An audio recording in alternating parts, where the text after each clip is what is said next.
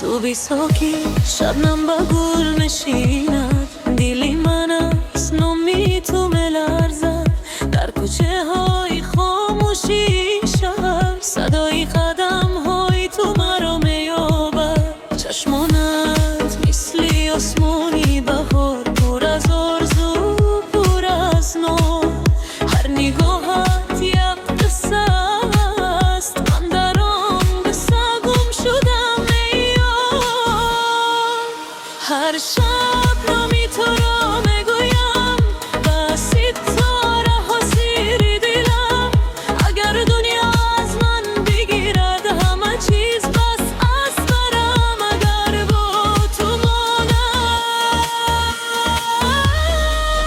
نوری تو زندگی من از تو شروع. در تاریک ترین شبایم راه روشن است فقط نوری تو.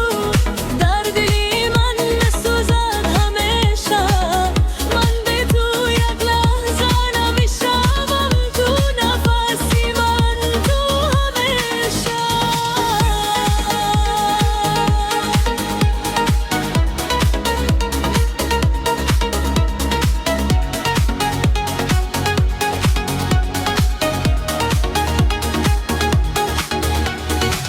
بارانی آرام بر شانه میبرد، یادوی ما رو به هم میارد.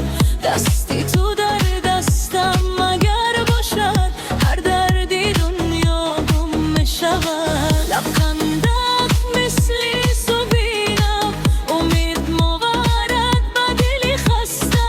من در این دنیای شلوغ فقط با تو میابم رسته. هر نفس هر قدم نامی تو با من است. اگر نبود دورم هارد، نگاه تو برم کمپاس است. نوری تو زندگی من از تو شروع. در تاریک ترین شبایم راه روشن است فقط نوری تو. در دلی من میسوزد همیشه. من به تو یک لحظه نمیشوم، تو نفسی من تو همیشه.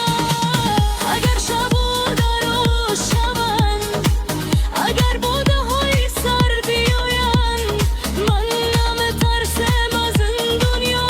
تو وقتی که نوری تو با من، با یک نگاه دل را میبری، به یک کلام همه فهمی.